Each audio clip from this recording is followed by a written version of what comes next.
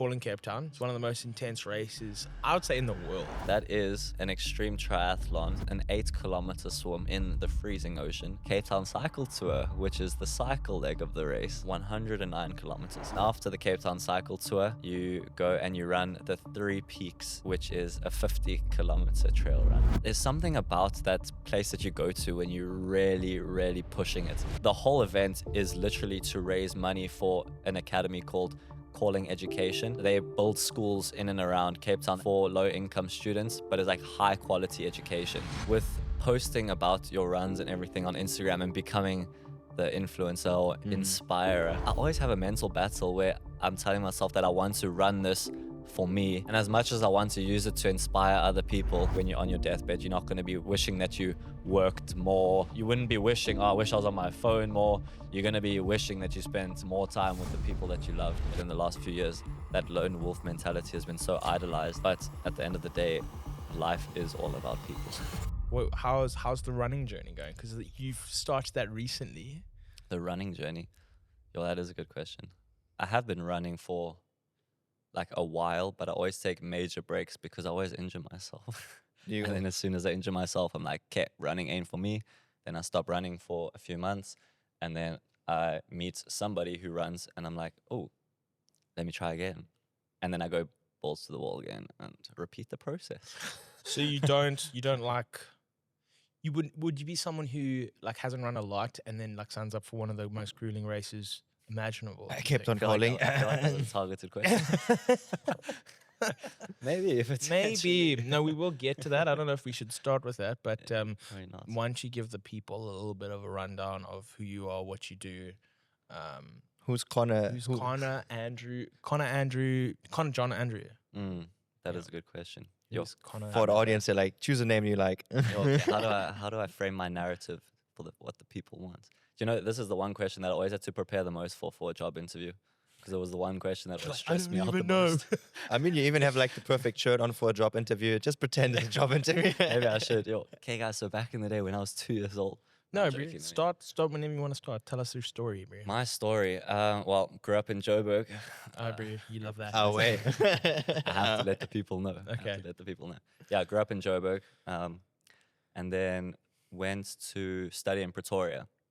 Okay. And that's when my parents moved down to Cape Town for the better life, because they're big cyclists and the cycling in Cape Town is massive and they absolutely loved it. So they decided it was actually a very quick transition where they were like, 1 month they said, okay, we're going to move down to Cape Town. And the next month they were packing the house ready to go. Wow. Did you not see it coming? Was it like, oh, okay, at some point they're going to move, and then you were like, oh, we're doing this. Yeah. 100%. Yeah, it was like that. They spoke about it in August, moving in October, and they were already down. It was like, sick. I guess I'm stuck in Pretoria.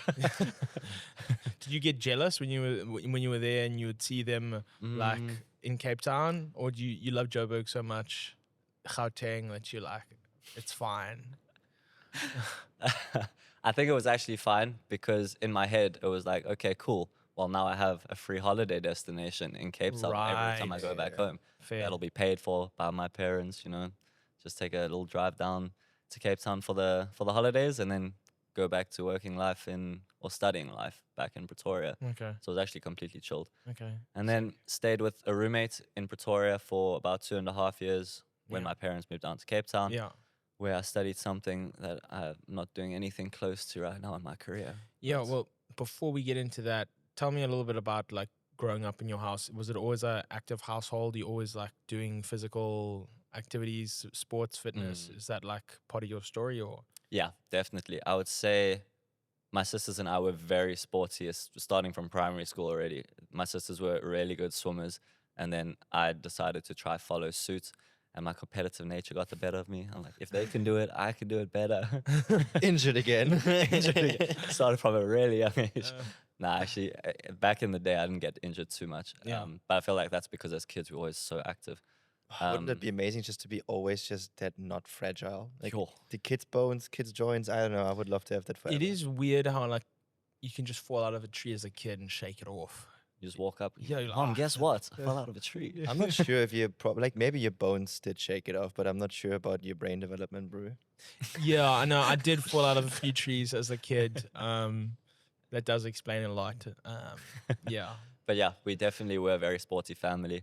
My parents had done, I think when I was in grade 1, my dad did the Comrades Marathon. Okay, wow. So that was a big feat for him. My mom had done it a few years before that as well. Before I was born. Hectic. Athlete Yeah, family, dude. they have it framed up on our wall with their medal, a photo of them with their Ooh. time in the background. So yeah, got a big goal, big milestone to hit there. But yeah, we did the 947 Joburg Cycle Challenge Okay. when I was in grade 6 for the first time. But it was on a tandem with my dad.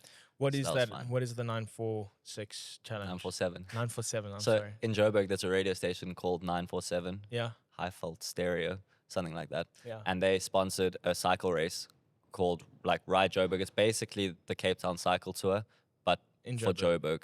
So it's yeah. like worse in every way or something, like with no Basically, scenery and You're like, riding through cities, climbing up hills, except you Yeah. did get to cycle on the Kailami racetrack. that's pretty sick. That's That pretty was cool. really cool. So the first time I did that was in grade 6. And even before that, in grade 3, we were doing the mid-mile mile. My first mid-mile mile was in grade 3 when I was 9 years old. Okay. And that was really cool. So You're yeah, we've been kidding. doing... Is that a swimming race? Yeah, that's a swimming race in the Mid-Mar Dam in KZN. Oh wow. Oh, that's beautiful there. I've been Yeah. there actually. Like, it's a stunning place. Growing up as well, there was also like so many different. There's like the Merrifield Mile where I'm from. That's where everybody would do that, or the Nahoon Mile. Like Yeah. I don't know of a lot of swimming races in Cape Town. I haven't heard of people doing them. I'm sure they do them, Yeah, but I feel like it's not as big as elsewhere. I think a lot of them are in the ocean, Jeez, but yeah, not probably. much in dams. Because, yeah, obviously, Yeah. being in Joburg, there's not much ocean. So I feel like, yeah, it's the same thing. Wherever there's a dam, they would just name a mile after that Yeah. dam. And then, because there was Yeah. also the Ebenezer Mile. Yo, there was so many. Yeah, There was so many. exactly. Yeah, so from a young age, pretty sporty, I would say. But do you like feel like, I mean, often when people come from a sportive family, it's either one way that they get pressured into it or the other way they just naturally enjoy it. How was it for you growing up? Did you ever feel like you're pressured into something, or you actually generally just fell in love with doing sports and being active? I think for different sports, I have different answers for that. Right. So for swimming, I was pretty good at swimming. I loved racing, but I hated training for swimming. It was the It does worst thing suck. ever. I don't like it either, dude. You're just looking at the bottom of a pool for hours every week. 100%. You have to put that time in if you want to be good. Mm. And then you just in the pool. Running for me is like better because I can like look around and I can see stuff. You and can I see can the listen to person next to you. music. You can chat to your friend, you know. Like And swimming if is you're just like- tired, you can stop. swimming is running for introverts. You know what I mean? It's like I've never heard that analogy before. That's pretty good. That's very good, At actually. the top of the dome, bro. That caffeine's kicking in. Yeah, dude. No, but go ahead. You're saying swimming is not your thing. So swimming, it's like when you're younger, you have all the people that are really talented. Like before anybody's put in a major amount of training, you have some people that are pretty talented that are just dominating the sport, but they never learn that they actually need to put in the work before they get good.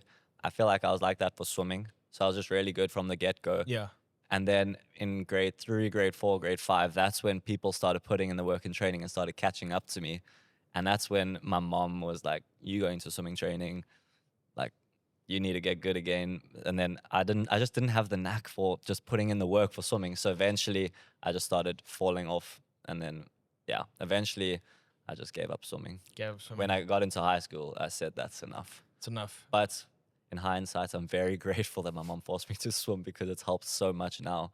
Because I know what it feels like to be able to push through the pain of swimming. Because I know when you haven't swum for a long time and you get into 4 lengths and the first 4 lengths are hell and it's not fun. I used to do water polo back in high school, and then that's like similar. Obviously, the form and stuff is not the same. We just like, you know, plowing through the water, not really gliding.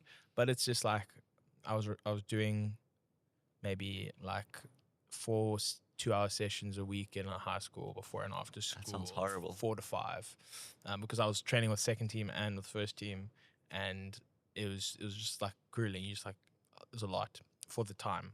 Probably not for really competitive swimmers, but for me it was a lot. I feel like honestly for me that would be the worst case scenario. Just not just swimming, but people are trying to drown you while you're trying to swim. Yeah, I feel like I'll get too angry playing water Have you polo. guys never played? You didn't play? Never. No, never. never. Oh my! It was crazy, dude. Like you'd just be like swimming, and then someone would like stand on your speedo, so they'd get their toes like in your speedo, On and then purpose. yeah, to drown you, and then they would stand there, and then like you would have to like get out from underneath them. And then like sometimes oaks would like come up coughing water. I remember this one guy, friend of mine, we were like looking for him. We were like, where's Nick? Where's Nick? You know, and we turn around and we just see this guy like holding under the water and just like punching under the water. And we see his fist coming out of the water. And then he pops up, his nose is bleeding. And we're like, what the frick happened? He's like, no, these effing like people, bro, we gotta stuff them up. And it was Paul Boys. And we did. We put like 14 points on those guys. Yeah. But anyway. That's so funny. That's why I feel like I could never get into water polo. I feel like I would just turn around, flipping violent, and punch the guy if I'm not already knocked out. Yeah, no. I used to have like, I don't know, when I was playing, I was like, I want to win the right way. I wouldn't feel guilty that I punched anyone. Like looking back now, I feel like I wish I'd punched some guys. You know what I mean? Like, because I got punched so many times. I'm disassociating with these people right here right now. This podcast is not enforcing violence. Yeah, I probably shouldn't. Anyway, it's a South African mentality, flipping. All your history lessons. Yeah, history exactly. podcasts. We're so derailed right now. I'm sorry. Let's take it back. So swimming and sports, you left swimming in high school. Did you pick up any other sports that you started to enjoy? Well, in primary school, I also played. Well, in primary school, I feel like most people go through it where they play every sport possible just to figure out what they enjoy. So I pretty much did everything. And I feel like I wasn't the best at everything, but the teachers really liked me. So they always just put me in the A team. Nice. Even when I knew I wasn't good. But what can I say? Don't play the game, play the player. But quote that one.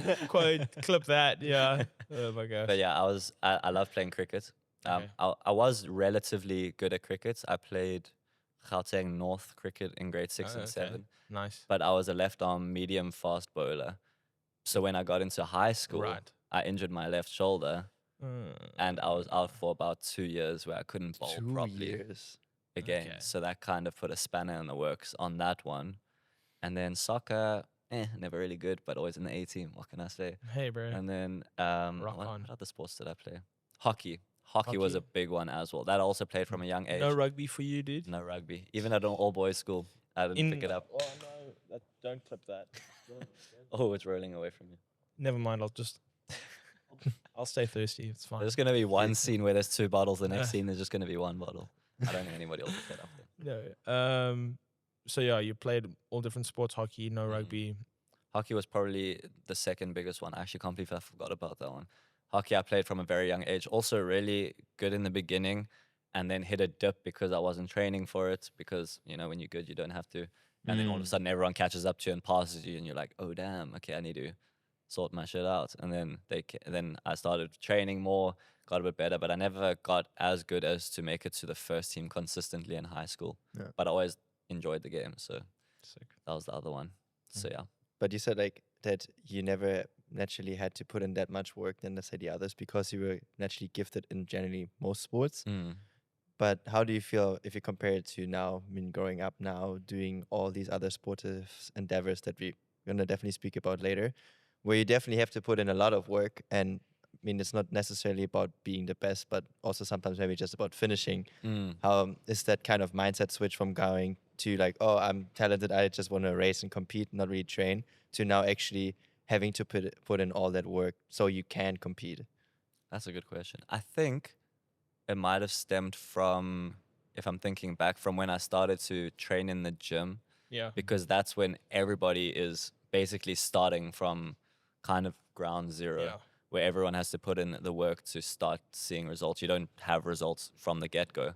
So I think it probably stemmed from that, where I just started training and going to the gym and lifting weights, going to an all-boys school.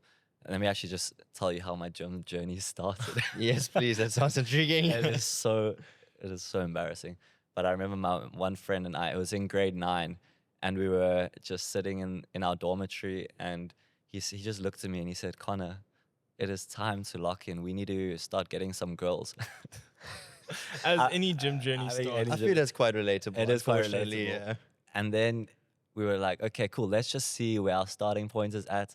And he looks at me and he says, Connor, flex your abs. And I said, okay, cool. I'll flex my abs. He looked at me. He's like, no, flex your abs. I'm like, bro, what do you mean? I am flexing my abs. From that day on, ride the trauma, Ever since then, I've been going to the gym. Going to the gym, dude. Yeah, Is it so- working? So. No, I'm saying like you getting the girls, bro. Are you, Like, sing- are working? you still Yeah. single as a Pringle, or Yeah, I was still single as a Pringle. Yeah, it didn't really work out like that. But I think you heard it I here think- first? You heard it here first. I think every gym guy, they always start with, I want to get a good body, so the girls come to me, so I don't have to go And to then them. other oaks come to you and be like, dude, you jacked. Exactly. I saw a podcast with Sam Sulek, and same thing. He was like, when you get girls, he's trying to get jacked, and he's like 9 out of 10 people that come up to me are other dudes. It is exactly like that. Yeah, But I think that is the one thing where I did fall in love with the process and realize that you did have to be consistent with it Yeah. to actually start seeing results. And with that, I was relatively skinny, so I looked vascular for the most part. And I think that is where I was like, okay, when you put in the work for long enough, you start seeing results, because I started training in grade 9. And then by the time I was in grade 11, I had a relatively, well, looking back now, not that great of a physique. But to all my friends, they were like, yo, Connor, what are you doing? Yeah. And I said, bro, I started two years ago. Like, yeah. and I think that's when I clicked and I said, okay, need to put in some work. And I think that's filtered into endurance sports now as well. Okay. Mm. Cool. Yeah. But also going back from, we obviously spoke a bit off camera. We know each other a bit longer already. If people hear now all of the stories in this background, they would obviously think you're going into a professional direction, also in the area of sports, fitness, and health, potentially. I mean, that would be the closest to it. But now taking it back to your years in Pretoria, what did you actually study, and where did it actually come from? Where did my The desire decision to come from to study that specific field? Yeah.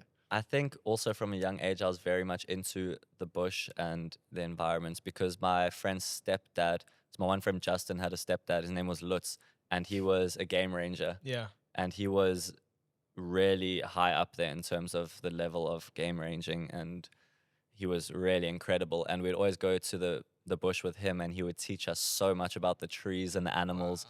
Like, he would quiz us every time we went on a game drive. We would look at a tree and he would say, what is that? And you'd tell him, and then he would ask you to break down why you think it's that tree. And that's where I kind of got a really good passion for the environment and how the animals lived with the trees, ecology, everything right. like that. But then when it came to studying, I hated chemistry in school. I don't know why I studied it, but also hindsight, glad I did. What did you study for the people? For the people, I studied geography and environmental science. Okay. Yes. So when I was picking what I wanted to study, I was kind of looking for the thing where it would be the easiest one to go through. So I would read the modules and I would look at one and I would say, oh, nope, they have chemistry, cross that off the list. And then eventually I realized that any science degree had chemistry or physics. And I said, let me just bite the bullets. I saw environmental in the name of whatever I was studying. And I said, okay, well, at least I'll half enjoy that one. So then I just decided to do that. Okay. Cool. So that's how I got into environmental science. But what made you actually then, fast forward now again? You left environmental sciences behind, and Yes. what are you doing currently? Currently, I'm doing group fitness instruction and then going to go into personal training. Okay. So So what made you be like, okay, environmental science is not the route for me. I want to go into fitness and health and coaching and these sort of things. I think after second year was when I said, okay, let me take my degree seriously and actually lock in. Because I feel like everyone in first year was, oh, we have freedom, let's party, which was very much me. But I just passed everything by like 1%, 51% for chemistry, 51% for maths, just scraping through. And then I said, okay, well, let me actually try. So I put in a lot of work and did pretty well in what I was studying. But then I found myself at the end of second year trying to look at jobs that I could do after third year that would be making enough money to survive. So then I was looking at GIS, which is Geographic Information Systems, which is kind of like a tech job for geography. And then I was looking at the average salaries, and I saw that it was the lowest paying tech job in the tech industry. Wow. So I was thinking to myself, if I'm putting in all this effort to learn this tech job, why don't I put my efforts into a tech job that will earn even more money? Yeah. So then I was like looking at data science, computer science, and going up the ranking. And then I looked out, and then I reflected for like a few seconds and found that I was just choosing it based on the monetary value or how much I was going to earn. Yeah. Which is not a bad thing. Yeah, But people then got to eat.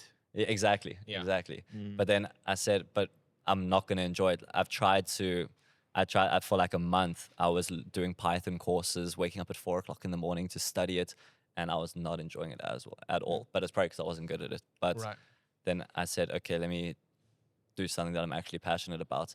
And when I did choose my environmental science degree, I actually put sports science as my second option. Right. So it was always there in the background. When I almost failed chemistry, I even put in an application for a mid-year transfer to go into sports science.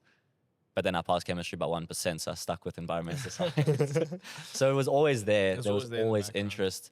And I also did a lot of self-study on YouTube and everything like that for my own personal training. And then also throughout varsity, people were asking me for programs. And I feel like that's how every person in the fitness industry starts, where their friends are asking them, please, can you build me a program? How did you do that? Yeah. Yeah. And I pretty much went through the same process there. Okay. And then that's when I told myself, listen, I want to actually follow my passion.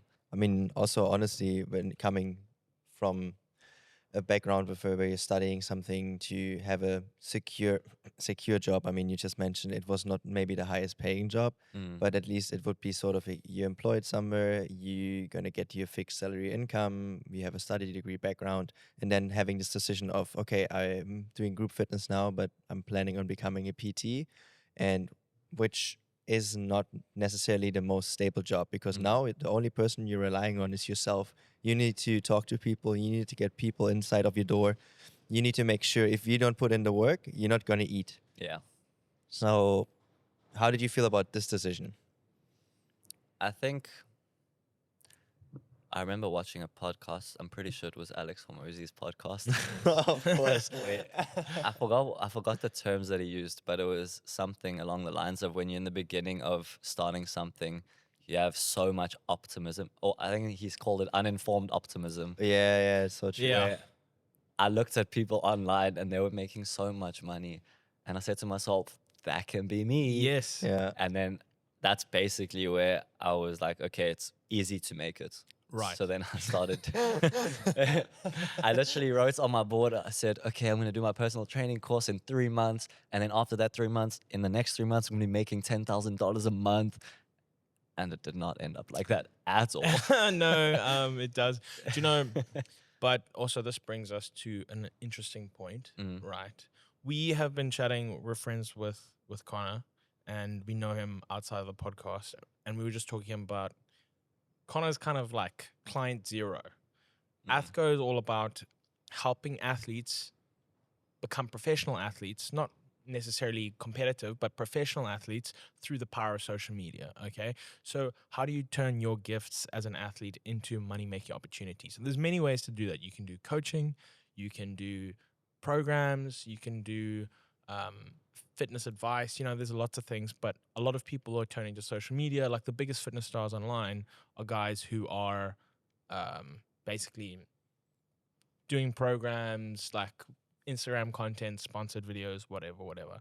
There's not a lot of that in South Africa yet. And we're kind of like on the ground level trying to figure out what's the formula to help someone like Connor not only make money from personal training and classes and that sort of stuff, but also, okay, his social media, how does he necessarily take that and turn it into money-making opportunities? Yeah, So and you're something scalable too, because that's, I mean, just to take it further from there, the problem usually is if you just, let's say, PT is actually the perfect example for that.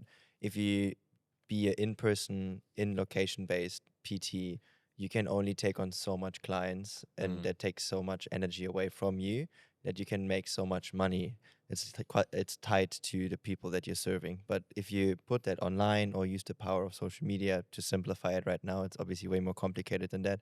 It's a lot more scalable because now you can reach a lot more people, or even less people for more money that waste, or not waste, but drain less of your energy for the same amount of money that you usually would spend like putting in your time in person for like another client. So I mean, that's probably just one example of how you can use social media, how social media can be powerful to simply have a bit more freedom, but also a bit more flexibility. But everybody that tells you don't need to put in the work is straight up lying to you. Yeah. Yep. That was that uninformed optimism in the beginning. Yeah, no, we kind of had like a bit of that phase, like when we started this whole thing. It was like, this is gonna be epic. It's gonna blow up soon. It's gonna be so cool. And then we're like, there's a lot of work that goes into this. So there's like, I think it's like uninformed optimism, and then it's like the valley of despair is what I call it. You're like, oh, this is It really just drops. hard. And then, slowly it gets better and better and better, and you come back out of it and you're optimistic again because you're seeing momentum and traction. But like that only happens after you put in the work and stuff. And it never quite reaches the level of that uninformed optimism. We don't know. Don't be I'm pessimistic I'm now. just looking at the graph in my head. No, Yeah. don't be pessimistic. Yeah, It could. we're gonna figure it out here at Athco. We're gonna build a strategy. We're gonna build solutions, and we're gonna share it with you guys, and hopefully with Connor over here. Yeah. Client zero. Client zero. Yeah, I'm But excited. I feel like you need that, to go back to that for everyone listening, I feel like the uninformed optimism is not a bad thing, because if you don't have that, you will never start, because you will always just true. be in your head. You will be too scared. And it's always better just to start, do the mistakes along the way, figure shit out, do it better. And if you don't start, you will never have this like process of reiteration. I think I actually saw that with the guy who started the Naughty Water brand. Oh yeah. I was Naughty busy Water. watching one of his videos, and he also said it pretty well. It's like in the beginning, he had no idea what he was doing. Right. And he said if he did know what he was going to go through before he started, he wouldn't have started. So I Yeah. think you're on the money with that uninformed optimism is really important. Yeah. Otherwise, you just don't start at all. If you had been sitting in your dorm room or wherever you were in Pretoria and you understood what you knew now, would you have made the same decision, do you think? Or would you have maybe continued along the sciences route? I think I would be in the same position. You think? Mm. Still, you still have that love for sports and fitness. I do, especially now working at a gym, just seeing how, well, maybe it's also because of the gym that I'm at, which is Yeah. Horizon Gym, the community that it's a very different gym. Like Yeah. everyone is working together, even though you're contracted to the gym. Yeah. So you're not actually employed by the gym. You still feel like you're part of the team, Right. building the brand of Horizon. So it is very different, but just being a part of that community has just reinforced my passion for the industry, That's epic. which is so amazing. Do you have classes there? I'll plug you here. I do have classes. You have classes. When are those classes? Who can attend? Those classes that I specifically take right now, because I'm still in my early days, is on a Thursday morning at 6 a.m. for those early rise and grinders before work. And then that is a full body strength class, by the way. And then there's also one at 6 p.m., which is a running specific strength class. So for all those runners that want to mitigate injuries or just get more power output from their legs, everything like that, that is the class for you. Okay, sick. And you're doing PT now as well soon? Very soon. I'm planning on starting in February. Okay, Amazing, dude. cool. Look him up, Connor Andrew Fit, plug. Let's go. Appreciate you. But The handle will be right here. I'm joking. speaking of the PT, like I have actually a follow-up question to that, especially tying it to the social media aspect now. I mean, I was speaking with you more often than not about this topic off camera, and it's all about how are you using, like, what's your plan on using your social media potentially to also help you maybe drive more PT business? Do you have any plans, any strategies? Obviously, like you said, you're starting out too, but you also went to the YouTube University. Is there, you feel like, something you've learned that you can give to people if they want to apply it to different fields, to maybe use their social media to lead more clients, get generally just more leads? Do you have any strategy or any ideas or plans for the future? So you're asking me what I've been doing or what I plan to do with my social media Yeah. for my personal training. So I did start posting videos on social media for specifically online fitness coaching, which I've still also very new, started probably in July last year. Yeah. It's weird to say last year, in 2025. True. I did start then, but then I was also doing another job at another gym at that point, and that's when I also transitioned into Horizon. So I did take a break from it. But at that point, I was using my Instagram to educate people on common misconceptions in the fitness industry. I'm sure everyone's heard the misconceptions about creatine, so I'll speak on that, or speak on certain ways of eating or training. I would speak a lot on that to get people to see that I know what I'm talking about and that I could potentially help them, Right. and to be a person they can come to for advice. So that's pretty much what I was doing back in the day, a few months ago. So from there, I'm probably going to try continue doing that again in the future now that I don't have my other job at the other gym. So I have a lot more spare time, which has now been taken up by training. But I'm also planning on, with my training that I am doing, is to inspire people to get out there, do some crazy hard shit that they thought they could never do. So almost like some sort of a balance between influencer. I don't like being You called don't an like it. influencer. Documenting. You have to embrace it. Creator's a nice word. Yeah. Creator, yes. That's I a good li- word. I really Creator's a like better that. word. I mean, Or- there's not like, also influencing is not a bad thing if you influence them to Run. something better. positive, Yeah. you know? Okay, I'll call it, instead of being called influencer, I'll be called an inspirer. Inspire. that word better. Inspire. Connor the Inspirer. The, kind of the inspiration. Kind of inspiration. Yes, dude. The Time to change my inspirationalist. Instagram handle. Yeah, kind of the inspiration. _fit. That'd be so cringe. I love it. No, but so you're training now. You said you're training for Calling Cape Town. Yes. It's one of the most intense races, I would say, in the world. Like, I don't know all the races in the world. Can you but maybe break it down for people break that it don't down know? for us? this? What is Calling Cape Town?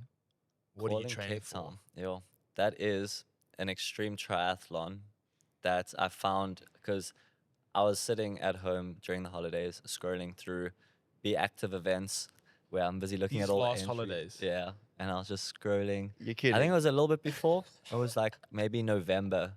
And I was just scrolling and I said, I really need to do an event again. I haven't done one since the beginning of 2024. So I was scrolling and I saw Calling Cape Town. Oh my gosh. And it said extreme triathlon, and I was very much intrigued. I clicked on it, and then I saw that it was quite difficult, so I was like, okay, let me give it a skip. So then fast forward 2 weeks, I'm sitting at Forrester's with two of my friends having a beer, and then my one friend said that he was going to do Calling Cape Oh, Town. And competitive. I mean, I say that it was the beer, but I was very, very easily persuaded. He was just like, yeah, you should do it. And I was like, okay. Yeah, sure. So then I went back and I signed up for it. So this event is, the whole event is literally to raise money for an academy called Calling Education. So they build schools in and around Cape Town. They have one in Paarl, one in Stellenbosch. I always forget where the third one is. But they build these schools for low income students, but it's like high quality education. But the fees are super low, so the kids can actually get access to them and then hopefully set them up to go to varsity or into the workforce. So this whole event is to fundraise for that. So every athlete to take part in the event has to raise 5,000 Rand before the beginning of the event or by the end of February to be able to take part in the event, just to raise money for these kids. So this event is an 8-kilometer swim. From Robben Island, if weather persists or if weather's okay. So Yes. basically open water swim. Open water swim in the freezing ocean of Cape Town. But only 30 athletes get to do the Robben Island crossing because you have to swim fast enough because you're on a little bit of a time crunch Okay. Okay. to get to the start of the Cape Town Cycle Tour, which is the cycle leg of the race. Wow. So And after how long doing is that, that? How you long is the do Cape Town Cycle Tour? 109 kilometers. So Nine. out of everything, it is the easiest leg of the race. Okay. Fair, yeah, fair. And then after the Cape Town Cycle Tour, you go and you run the 3 Peaks, which is a 50-kilometer trail run. So what are the 3 peaks that you're summiting here? You're doing Lion's Head, Okay. McClear's Beacon, Okay. and Devil's Peak. Oh, Ouch. my So days. it's 3,000 meters of elevation. And where do you start? And like, what's the route? You start by Lion's Head and you go up and you come back You down. know, I haven't looked that far. I loved it. Love the Talking the- about Do you know what's the uninformed optimism. uninformed optimism, dude? There we go. When is the Valley of Despair gonna hit? Is it gonna hit in the ocean or is it gonna hit like running like across? I think it's already hit when I planned to do an hour swim at Clifton. I could only make half an hour because the Ooh. water was too cold. Do you have a wetsuit? I do have a wetsuit, but it has holes in it. Oh wow. Yeah. So it doesn't do very well. You should Okay. get a And thick now- one, bro. Actually, my dog also chewed it a little bit, so now there's even bigger holes. Hey guys, if you want to sponsor Connor for a wetsuit, anybody who's watching, Or if somebody knows someone that has a wetsuit or can hook him up with a Yeah. wetsuit. help a brother out, dude, because he needs it. Or like, if you want to contribute towards, have you fundraised enough yet? Right now, I'm very close. I think I'm Okay. on 3,250 the last time I checked. Okay. So pretty far ahead. That Just would need also to be get amazing to help you or like the community to help you maybe get over that line. Mm. That would Yeah. be amazing, It's people. for a good That would be cause, amazing. obviously, helping the underprivileged get Mm. education. So If you do want to donate, that link is in my Instagram bio. And we will link it in the description here and also Mm. up here. yeah, okay, Cool. Sick. Thank you. I appreciate No it. worries, dude. We're Yeah. plugging you, dude. Come on. Let's go. Let's go. And just remember, as it is for me to take part in the event, is also for getting low income kids to be able to have a successful life in the future. So Awesome, cool. dude. yeah, so that is the event, That is of the event. or the closest one at least.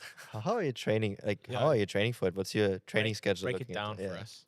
My training schedule is about 14 to 16-ish hours a week. Sure. So it's like a part-time job. But right now, I'm currently following a training program that was put on our group or admin group to be able to train for this event, just to have some structure. Yeah. I followed it as closely as I can, but I am quite injury prone with running. Oh, So I do What have shoes to are you dial running it with, bro? These ones. Yo, Maria's gonna tune me so hard. No, these are just my walking shoes. I don't walk and run in the same shoes because that messes up my running shoes. But right now I'm running in Hoka's, and they do very well. That they're actually the shoes that have pushed me to go the furthest without getting injured. Right. Because before I used to, as soon as I got to like 15 Ks, I would start Shoes are flaring up. very important. I found like I've tried a bunch of different brands. I'm landed on Adidas. I've tried to leave Adidas and then I've come back just Okay. because also I went to Nike, got injured there. So like bad knee injury. So like for me, like I'm big on you've got to find the right shoes that fit you. Like Yeah. you might be someone who like actually really loves Nike and it works for you, and that's great. And you might be someone who like Hoka or whatever, but certain shoes work for different people because of different biomechanics and cushion and weight and all And kinds of things. the toe box. Some Toe shoes box. are very narrow. Some, like these Ultras, they have a very wide toe box. Yeah. But then you get my Salomon trail running shoes, which Yeah. are the Super narrow. tightest things ever.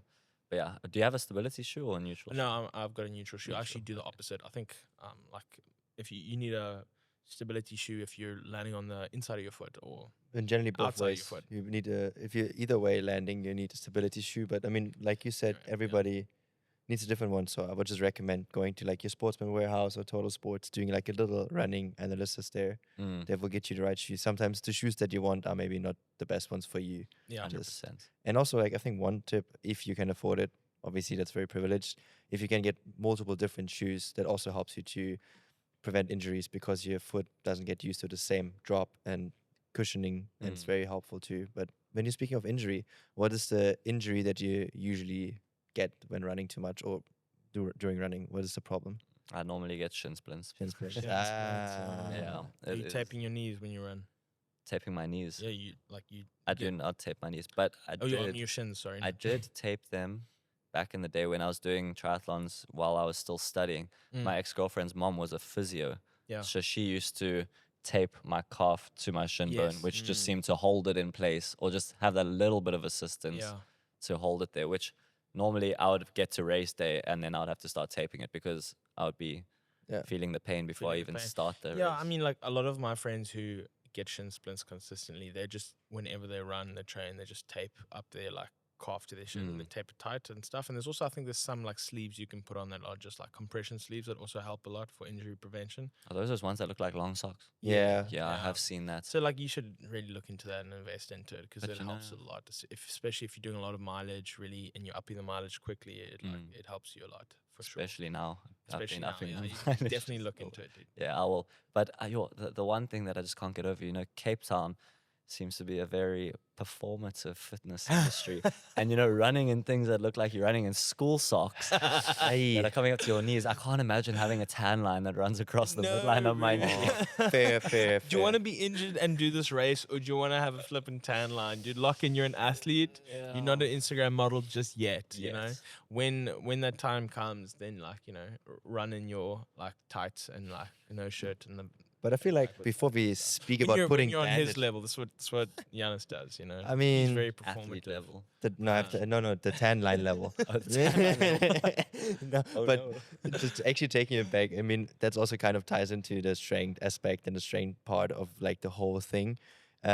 Often people love to just put bandages, literally, on problems, instead of actually maybe laying a strong foundation with strength training or any mobility session. Is there, you feel, one thing you figured out for your own training that made the biggest difference in just staying healthy and preventing injuries? I'd definitely say exactly what you said is literally the mobility and the strength training. I would also say load management not going too far too fast. But I would say strength training and mobility, because I did find that every time I did start training for a longer distance run, Yeah. I would either stop to fit in the runs. I would stop doing either mobility, or I would reduce my strength training too much. I would never have them both while increasing my running load. But now that I have started doing both, I mean, my calves are tight quite often. I think I do have chronically tight calves.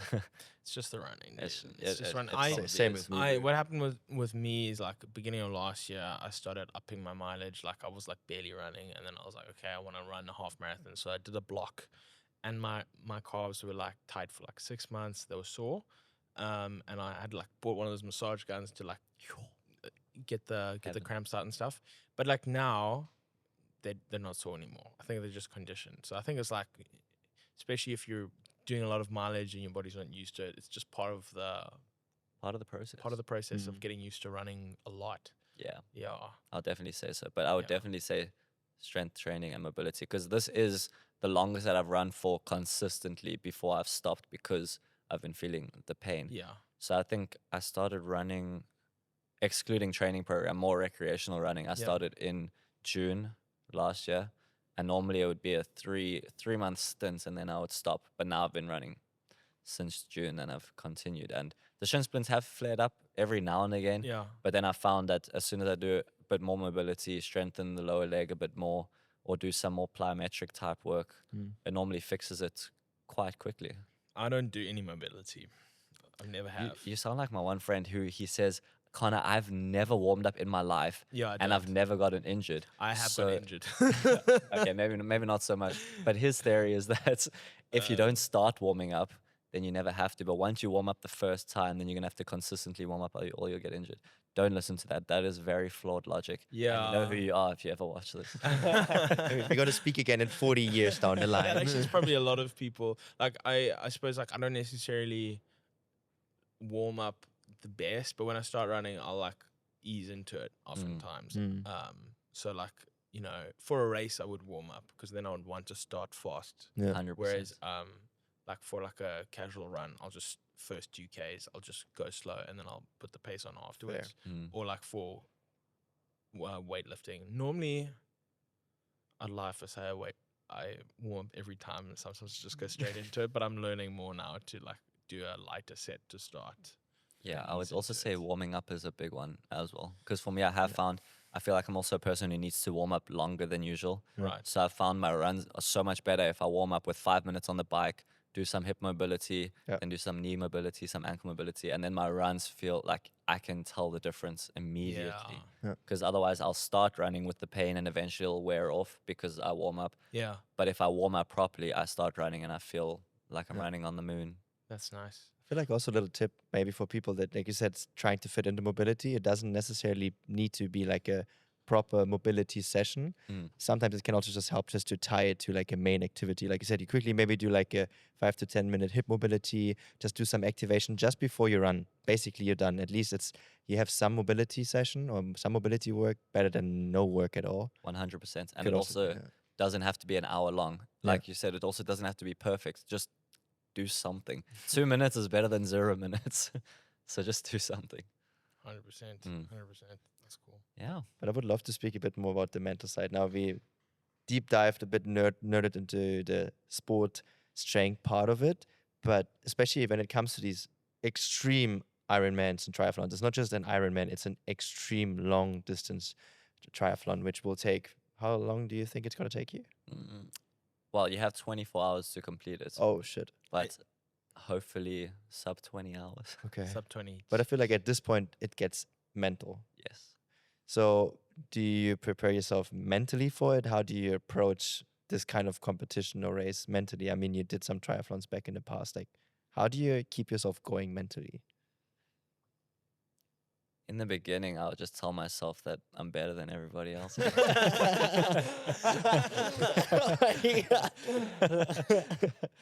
I would look at a lamppost and I would say, if I could get to that lamppost, I'm better than everyone. And if I can get to the next one, that doesn't work anymore though. Yeah, fair. And I feel like hopefully, well, I tell myself this now, but hopefully I've matured a bit more. That was when, yeah, because I think I did my first triathlon when I was 19. So I think I was a bit immature then. But now I do. There's something about that place that you go to when you're really, really pushing it. It's just you, the pain that you're feeling, and you just have to get it done. And I don't know what it is. I don't know why I like that feeling so much, but I think I crave it now. That's why I was scrolling on Be Active events, looking for an event to do, because it does get addictive. So I think with the mental aspect, I prepare in my training for that. So when I am in a training, whatever, if I'm doing a training run or a training cycle, and I'm hitting a difficult point in the training block, I have to tell myself that if I can't do it here, then there's no ways I'm going to be doing it on race day. Yeah. So I feel like during the training days, I'm also training my mind to be able to push through that pain. So I don't necessarily sit down and think about it too much, and I don't really prepare my mind, but I suppose that does happen throughout the training. I think I have a little bit of a screw loose. And watch some David Goggins for extra. Yo, David Goggins used to be my biggest motivator, I won't lie. Actually, Until I looked at how his knees are now, and Yeah. I would hate to like every single run be in pain. yeah. Yeah, I think there's something to be said about like longevity and taking care of your body and not overdoing it. Like it is like I was just like talking to my grandpa, which we want him on the podcast, but he's That would be 84 so now epic. and he runs 30 Ks a week. Yeah. 84. That's so impressive. Runs 30. He was here like Giannis, was he like fit and able for an 84-year-old? Yo, when you told me about your grandfather and he walked in, I first thought it was your father. I'm just kidding. But he was fit and That's life goals. he's sharp. Like that's also the correlation between being physically and mentally fit. Isn't that amazing? Yeah, no, it definitely is like kept him physically and mentally sharp. Just the cardio. He runs 3 times a week, do 3 10Ks a week. And then, so amazing. yeah, and like he's the most consistent guy ever. Recently, he went in to get a pacemaker put in and he couldn't run for like 2 months. And he was like, yo, this is crazy. He's like dying to go for a run. And then finally, when he did go for a run, he couldn't really run like he used to because he's like, I've got some muscle atrophy or whatever. But he was like, but my heart is stronger now. He's like, I'm going to be quicker than everyone. He was so excited for this pacemaker. He was like, now I'm like a bionic man. Like they can't stop me. You know? So he's out there. All in the mind. The real Iron Man. Yeah, yeah, I know. So like longevity is key, and like he doesn't kill himself. He's just go out and he just consistently he'll hit his goals 3 times a week. Just go out for a run. Most of them are just like long zone 2 runs, and he's done that for 40 years, 45 years, just like every week. I love that so much. Um, That's the goal. Because when I become a dad, like to be able to do some of these events with my kids will be absolutely incredible. That is life goal. yeah. But imagine doing it with your grandkids. Yeah, Like, I know. that's something. My else. grandfather, That's so cool. he's the one who got me into running and fitness. Like when I was, how old was I? I think I was like 13, 12 or 13. Yeah, I think 13, 14 actually. We did this race. It's called the Surfers Challenge in Eastern Cape. Essentially, you start on the beach and you run, it's like 17 and a half Ks down the beach. Because like beaches On sand. On the beach then. Yeah. part of it. So like you start and it's like these flat rocks, kind of like think of Sea Point, Yes. but like the rocks are more flat. They're not as jagged. So you Like can kind joints. There's just rock. yeah, there's just like slabs, big Okay. slabs of rock. And so you run on that for a little bit, but there's like these big steps. You have to run over it. And then you're running on some sand. And then the tide came up. So we were running on the sand dunes for a little bit. And then those sand dunes turned into like boulders, like little boulders. Yeah. And they're running down, they're hitting your ankles, you're getting bruised ankles. And then we had to swim across these rivers. And the tide was going out. And big rivers. They're not like Cape Town rivers. The Eastern Cape rivers are massive, you know? So like you're on this rope, you're pulling yourself across. And if you let go, you're in the ocean. You're going to be gone. Like, you know, I'm like 13 years old, like lighty. My grandpa's there, like flipping, I don't know, 68 or something. You know, he's there behind me, pulling himself across the river. And then like we're on like a lot of sand, rocks. Like it was like crazy. We're climbing over boulders at times, you know? And then you finally like just before the finish, you got to go across another big river, and then you finish on the sand and that was like my first race I've ever done. I didn't train for that like at all. I just like rocked That's up. so cool. That was What like my an intro inspiration. to running. I would love to do it again. It was like a really fun. That sounds like a sort of like a warrior race type thing, but against the elements. Yeah, essentially against the Literally. elements. It's a really cool race. What's it called? Surfers? Surface Challenge. It's in Surface East Challenge. London. Because of Yeah, different like- surfaces. No, because it's like all the surfers used to do it. It was like started as a community thing. They'd be like, okay, we want to run from like this beach to that beach, and then they would run. And I think it was also started by like the Lifesaver Club kind of guys. you Okay. know. So Yeah, add that to my list. That sounds Yeah, really yeah. cool. This Sounds like something pretty that epic. Connor would do. Yeah. no, Yeah. it's pretty epic. I would if you go, I'll come with it.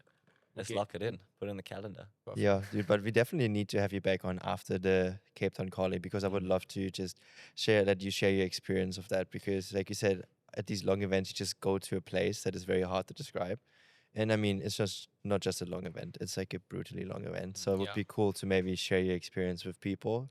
And you wanted to inspire people to maybe do something like that too. And I feel like we do have, especially nowadays in social media, we have this problem with people always wanting to do the next big thing, running through countries. Yeah. Always for a good reason and a good cause, which is beautiful. Yeah. But I feel like we need to start normalizing also smaller and normal events, or just running for the fun of it. Yeah. Like you said, if you want to be Runflation. active for, yes, literally. Is seeing a lot of crazy. that. Like the other Definitely day. been affected by it. Same. Delete Strava now. Yeah, no, it's hectic. I went like, okay, so last year, I think the furthest I'd ever run was actually no, I had done a half marathon before, but no, I hadn't like run a half marathon in like a few years, and I built up to it. I built up to my half marathon for like a couple of months. I think I started running in February, and like I think maybe by May I ran a half marathon training run, like Nice. over 21Ks, something like that. And then the beginning of this year, on the 2nd, I went and like did 22Ks, and I was like feeling terrible, and I ran it. I was like, oh, and I ran it super slow. I was like Christmas food. I felt terrible. It was like the worst run ever, and I was like, I don't even post this, because like I was running, like my pace was like 6 something. I was like, if it's not in the 5s, I shouldn't even post this on Strava. It's embarrassing. Then I was like, it's a freaking half marathon that I did after staying up all night on New Year's, and eating bad food and not training. I was like, you know what, I'm just gonna freaking post it. But like, there is that mentality that it's not special anymore. That Yeah. half marathon is like a 5K. Literally. And it has been like that, because I also saw, so when I signed up for Calling Cape Town, I thought to myself, this is one of the hardest things I've ever seen in my life. And that, okay, definitely wasn't on that day, but within the next few days, I open Instagram and I see this guy training for a double full Ironman. Yes. And I'm just thinking to myself, okay, I want to do like really extreme stuff. But now, what are the chances this starts getting normalized? Yeah. And then that's so crazy. No, I've been seeing this, like, there's this one guy on Instagram, TikTok. It's like a little like carousel post, and it said, I told my wife, we'll go out for breakfast. I just need to go for a 50K run. And she said, I'll change our breakfast plans to lunch plans. And I said, keep breakfast booked. And then you swipe, and it's like he's running at 3:49 for 50Ks. And I'm just like, but like, it's just his morning run off before breakfast date with his wife. And I was like, nah, man, like, stop. Don't even post this. We don't even want to know how fast you are, because like, chill, dude. We're out here like happy with like finishing 5Ks and half marathons and whatever. And then you just like someone do that, That actually also kind of brings me onto a topic where, with posting about your runs and everything on Instagram and becoming the influencer or inspirer, Inspirer, creator. I always have a mental battle where I'm telling myself that I want to run this for me, but now I have to take a video of myself while doing this to show to other people. And as much as I want to use it to inspire other people, I'm always in a constant battle where I don't want to make it now that I have to be posting every single one of my runs and every one of my training, whatever I'm doing, swim, cycle, because it almost takes away from my own enjoyment of that training. Yeah. Sure. So I feel like that's a battle that a lot of people actually go through when they want to start this. So the one thing that if I do, or when I do When. pursue this a Yes. bit more consistently and a bit more strategically, to be able to balance certain training versus doing it for myself and enjoyment, because a lot of the time that is for a lot of people their meditation as well, which Sure. I feel like it is for me, especially going on walks. 100%. And then when you're on a walk and you're getting to the end of it and you're like, oh no, but I haven't taken my video yet. Yeah. I mean, I think, look, you've got to look at it like this, okay?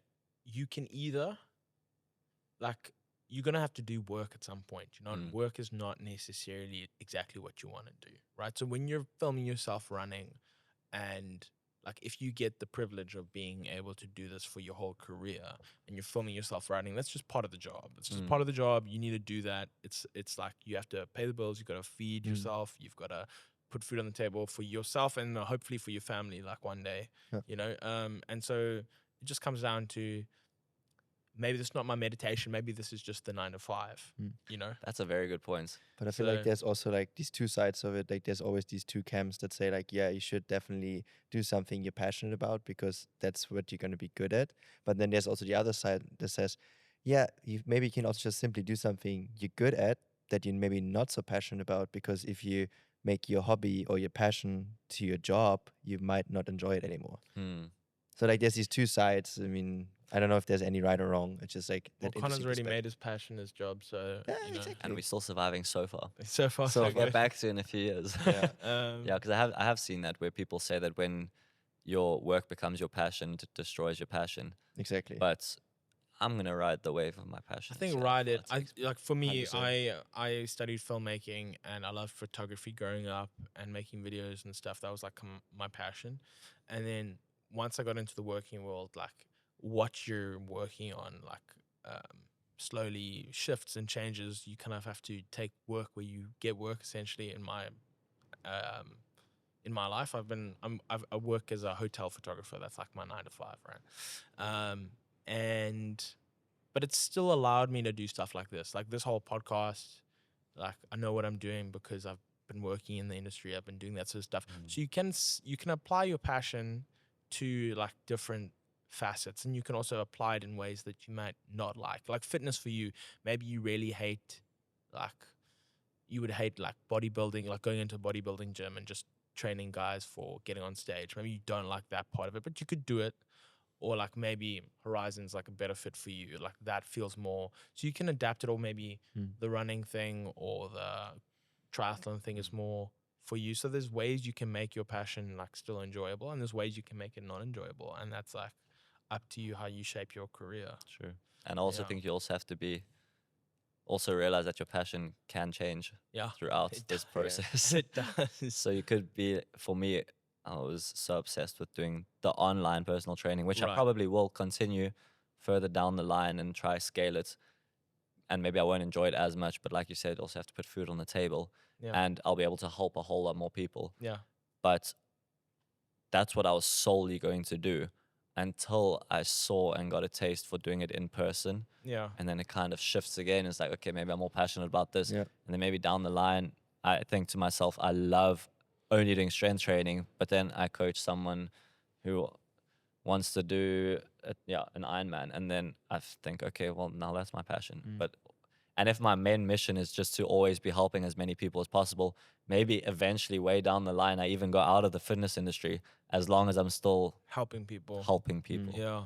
I think that's key. I think that like you get a sense of meaning out of that, you know, like the one thing that I think is difficult if you're, say, just an influencer, like nothing wrong with that. a lifestyle Like a influencer, lifestyle yeah. influencer is like, I think, I don't know, I would struggle. I think some people struggle with the fact that like who you're helping here, you know, you're helping brands for sure, but like the fact that you're someone who wants to give back and you want to help people, you want to help people achieve their fitness goals and dreams and stuff like that, gives you like a cool sense of meaning. And, you know, I think it's better to help other people than help yourself. Like it feels better. 100%. But I feel Even though like- you obviously do still have to help Yeah, yourself. but I get what you mean. It feels yeah. better, yeah, sometimes. Yeah. I Very feel like fulfilling. actually to your point what you just said, it's very interesting. There was this one guy, that monk, and actually I think it was actually Stephen Bartlett, that actually asked him. He went to this one monk, and he was asking him like, how can I help people? I want to do good for the world. What can I do?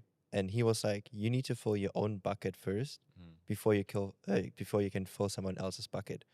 And it also makes so much sense in the sense that, yes, you want to help people, and it sometimes maybe also works vice versa. But if you don't make sure that you have food on the table, how can you help other people too? But I have to disagree. I feel like I think it's completely the opposite, right? So, Eastern monk, Jesus said, "It is better to give than to receive." Right? If we all gave, mm, if I gave you and you gave me, and everyone is giving away, then like the world's a generous, loving place. And if we all like keep for ourselves, then the world is like a selfish place where everybody's holding resources. I think it's better like if you help people and you put out that mindset of like I want to help, and other people, you surround yourself Yeah. with other people who are also generous and also want to help, you're in a just like a better environment. I mean, I wish that would be the ideal thing, and that would be the most beautiful thing. Yes.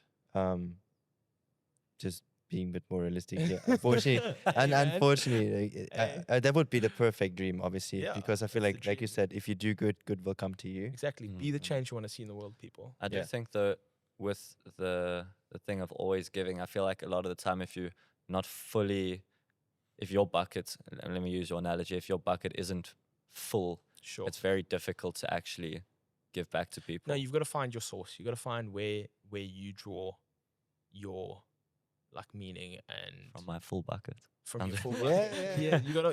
You gotta find up. You gotta figure out ways to fill your bucket to give away. But, 100%. like, for sure.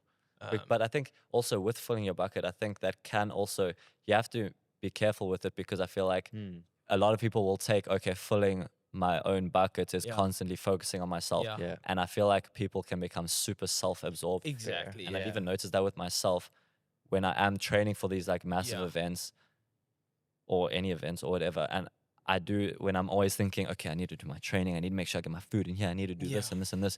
And then I get to a social environment and I try to speak to people, and all I can think about is myself. And that's when Right. I know I need to go home and calm down a little bit and be like, okay, you're becoming way too self-absorbed. And then after reflection of that, then realize that it's not all about me. I think It's so when powerful. you give away out of your bucket, Mm. you make room for other people to pour into you. You know what I'm Ooh. saying? Yeah, that's a good one too. Yeah. I like If you- this if bucket you- if you- analogy. I was about to say.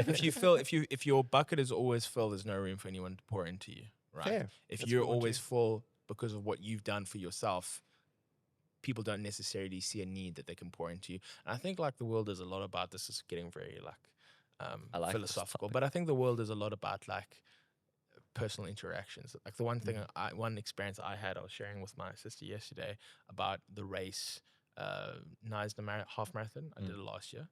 I got like super obsessed with like finishing. I had a time. It was like 1:53. That was my time. I was going for when I hit 1:53 on this race, and I locked in. Like I didn't skip a training session. I was hitting my goals.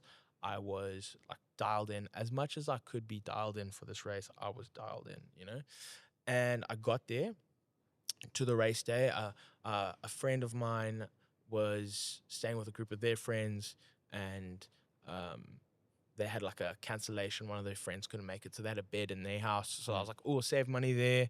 And then another friend of mine was driving through, so I was like, I got a lift down. So I got down there in like a budget friendly way, and I like had like everything lined up, and I ran my race.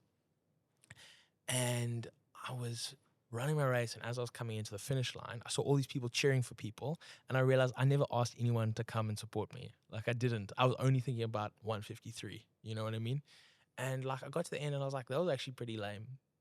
Like I got my time, but I didn't share it with anyone. Right? People, yeah. Where's the people? Where's the community? And I think like the life is far less about hitting your theoretical time on the race block, and it's more about sharing that joy with other people. And so that's why I think like sometimes give maybe a little bit of time off your race, of the race of life, and allow that to be filled up with other people. I think that's Powerful. key.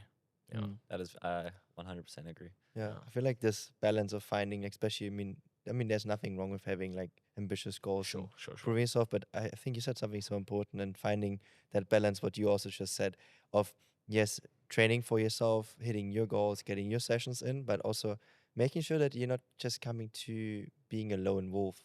Because the nice thing about sports is sharing, like you said, activities, sharing the pain, sharing the suffering, sharing the fun, and just finding this balance of being able to train with people, even Yeah. when you're trained for something. Yeah. And then also, obviously, yes, locking in and having those few key sessions where you just push yourself, having Yeah. this meditative state where you can only focus on yourself. But I feel like, especially with social media nowadays, circling back to it, there is a lot of toxicity to it that you need to be the craziest, the toughest. I mean, David Goggins, who's carrying the boat. You know, that's I actually was going to say that as well. Where I don't know if you guys have probably noticed it as well, but in the last few years, that lone wolf mentality has been so idolized as well. Yeah. But at the end of the day, life is all about people. I think so. fair. It's like Yeah. the same way. It's not about the destination; it's about the journey and the people you meet Yeah. along the way. I mean, it's cliche, It- but it's true. it So is- true. Most cliche statements Yeah. are true. Mm. That's why they said so often, which sometimes takes the meaning away from them. But yeah. I feel like it definitely is about the people. Yeah. There's a quote in a song, I can't remember what the song is called, but it literally says like when you're on your deathbed, you're not going to be wishing that you worked more, or that you wouldn't be wishing, oh, I wish I was on my phone more. You're going to be wishing that you spent more time with the people that you loved. Exactly, dude. And that's like my big training philosophy this year. Like I thought about it intentionally beginning of the year. It's like if I can organize more runs and training sessions with friends that are slightly less optimized, I'd rather do that. Because like training by yourself, it's cool for a moment, and then like you hit the time, like I said, I hit the time I wanted, and then like it didn't mean much. Mm. Yeah. You know, if I was like 5 minutes slower, but I had more time with people and I had some people cheering me on at the end, I would have far preferred that. You know? Agreed. And so like you've really got to, like if you're going for number one, if you're gonna win, like fair enough. You know, you Usain Bolt, you got to lock in. Like You have that's people your goal. cheering you on. Yeah. If you're number one, you probably have people cheering you on. But like that makes sense. But like for most of us as social media athletes, Yeah. you just post on the gram, bro. Like, come on, have fun, enjoy it. Like, make sure you're enjoying it. Like, how much you're suffering, like David Goggins, is not a marker of Your worth. your worth. Yeah. I do agree with that Yeah. partially. Okay. Because I do also think to be able to push yourself to your limits, and the whole thing of you versus you, also cliche, but very Yeah. true. Yes. Just that suffering as well, just to be able to believe in yourself that you can do Yeah. something. Yeah. So I feel like you do need to have some sort of a balance, and also you do you. There's no way you should do it. So it's like if you want to push yourself to the absolute max and beat your previous time, Yeah. by all means do it. But also just know that it will come at some sort of a cost. As Yeah. with everything, there's always going to be a 100%. trade-off. 100%. So I'm you not can't do it. advocating for like if you want to run, just go for walks with your friends. You know what I mean? You Yeah. have to run Yeah. if you want to run. So like there is a balance. There is definitely a balance. I think society is maybe leaning towards like a toxic amount Yeah. of overtraining now. Yeah. And we have to pull it back, but we don't want to put it back to the point where like people aren't pushing themselves, aren't challenging themselves. We do like really advocate for you to go out there and just crush it and work It's hard. all about what you want to do. Exactly. All about what you want to do. Hey, I think we like spit some really good bars here, and I feel like towards the end of right now, we actually had a few really valuable lessons for people to take away. And I mean, 100%. I would love to come to the our Yeah. typical speed round, our speed dating. Nah, just kidding. Speed question. Speed questions. Your Morning training or evening training? morning training. Heavy weights or high volume? Heavyweights. Gym alone or training partners? Oh, Ooh. shit. What we just spoke about. Is this strength training in the gym? Yeah, Training alone. training alone. Cutting or bulking? Maintaining. Hey. Coffee or pre-workout? Coffee. Tracking macros or eating intuitively? For me personally, it's definitely the latter, but for most people, it'll probably be the former. Okay, all right. Rest day or active recovery? Active recovery. Cardio before or after weights? After. Filming workouts, love it or hate it? Hate it, but I need to do it. Best pump exercise of all time? Best pump exercise. Yo. I have two bicep curls, Bicep and also cable flies. Cable fly. Ooh, okay, fair. One exercise you think is overrated? Oh. One exercise that is highly overrated Yeah. is the one where you hold the plate on a bench and you're doing. Yes. I didn't even know about that. I So- never even heard or of it's where they hold the two weights together and you're doing dumbbell bench press with the weights because they're trying to build their inner chest, which is no such thing. Okay. But where they hold the plate and they push their plate Yeah. together because it feels like your chest is constantly contracted Yeah. because you're pushing Right. into it. But you'll get so much more out of the movements if you do a standard dumbbell bench press. Right. Highly overrated. One exercise you'll never stop doing. What's your like Pull-ups. pull-ups? Hey. Biggest fitness myth you see online.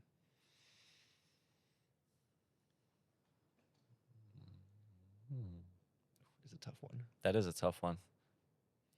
That you can look like Ronnie Coleman naturally.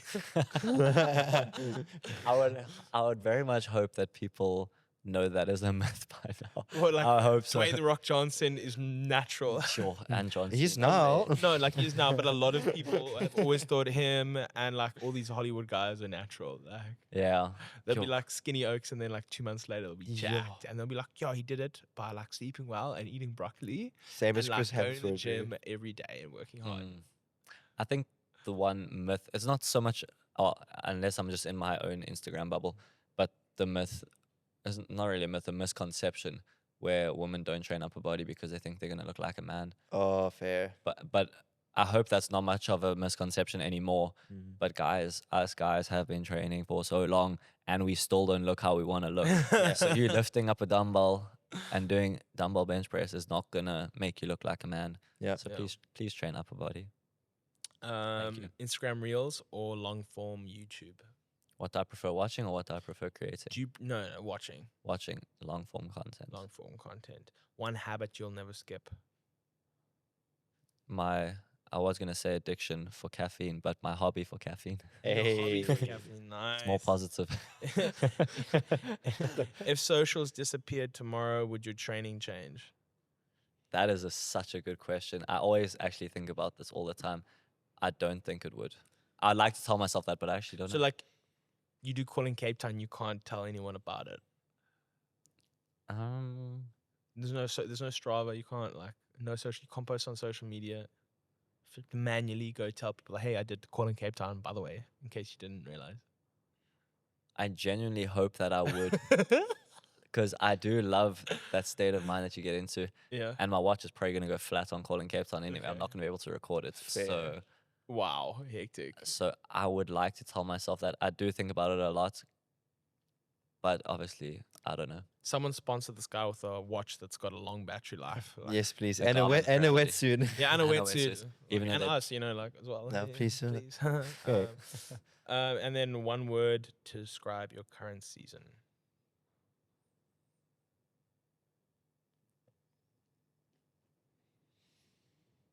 Yo. Epicness. Epicness. That's a good Epicness. way to I end love it. this, man. Well, thanks for coming on, bro. Thanks Yeah. for having me. Just It was before an heading honor. out, where can people find you on social media? Can they follow you? Plug yourself. Connor Andrew _fit is my Instagram handle, and that is currently the only place that I am posting. So yeah. Perfect. And if Awesome. And go like to his fitness classes, Horizon Gym, Thursdays. Yeah, if you want to meet me in person, I'll be there. Horizon Gym. We do a whole lot of free events. There's Tuesdays at 6 coming up, 20th of Jan. I don't know if this podcast will be out by then. should be, yeah. It should be 20th, and then the 27th of Jan is a free outdoor class that if you just search Horizon Gym, you'll be able to book it. And then also, yeah, first Thursday is also a free social event at the gym. So, Awesome. awesome. Want to Cool. take us away? All right, guys. Cheers. We'll see you next time. Remember to like, subscribe, follow the Instagram, subscribe to the YouTube, and follow us on our own social medias as well. Yes, Yeah. and please leave a rating for whatever platform you're listening or watching this on right now. That would really, really make a big difference. And we catch you in next week's episode. Cheers. Cheers, guys.